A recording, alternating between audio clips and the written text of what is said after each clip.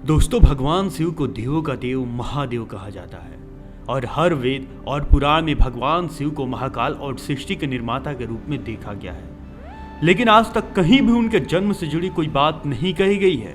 और यही नहीं, भगवान शिव को निरंकार भी माना जाता है। निरंकार उसे कहा जाता है जिसका कोई रूप नहीं होता। माना जाता है कि भगवान शिव ने ही सृष्टि के निर्माण के बारे में सोचा था। इसके बाद उन्होंने भगवान विष्णु को जन्म दिया। भगवान विष्णु की नाभि से ब्रह्मा जी उत्पन्न हुए।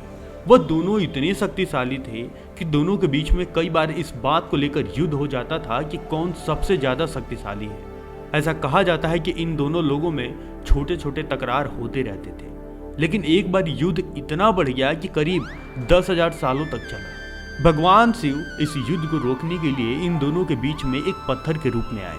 माना जाता है कि इस पत्थर में से बहुत शक्तिशाली ज्वाला निकल रही थी। माना जाता है कि उस समय आकाशवाणी हुई और उसमें कहा गया है कि जो इस शिवलिंग का आरंभ या अंत पा लेगा वही सबसे ज्यादा शक्तिशाली माना जाएगा। भगवान विष्णु ने शिवलिंग के नीचे के हिस्से को चुना और ब्रह्मा जी ने शिवलिंग का ऊपरी हिस्से को चुना। कई वर्षों तक भगवान विष्णु को कोई उपाय नहीं मिला तो भगवान शिव के पास गए और उनसे कहा कि मुझे माफ कर दीजिए, इसका कोई अंत नहीं है। ये मेरी अज्ञानता थी कि मैं अपने आप को सबसे शक्तिशाली मानता था। ब्रह्मा जी ने शिवलिंग का आरंभ चुना था। उन्हें आरंभ तो नहीं मिला, लेकिन उन्होंने सोचा कि मैं झूठ बोल दूंगा कि मुझे आरंभ मिल गया है और फिर सबसे शक्तिशाली घोषित कर दिया जाऊंगा। ब्रह्मा जी ने इस तरह से जाकर कहा, लेकिन तभी आकाशवाणी हुई कि ये शिवलिंग है और मेरा कोई आकार नहीं, मैं निरंकार हूँ। भगवान शिव सच्चाई जानते थे और उन्होंने भगवान विष्णु को आशीर्वाद दिया और ब्रह्मा जी को श्राप दे दिया। भगवान शिव ने कहा कि ब्रह्मा जी की कभी पूजा नहीं की जाएगी।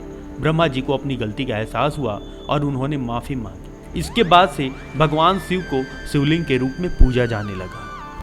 आशा करते हैं दोस्तों आपको ये जानकारी पसंद आई होगी और ऐसे ही जानकारी पाने के लिए हमारे वीडियो को लाइक, सब्सक्राइब तथा शेयर अवश्य करें। धन्यवाद।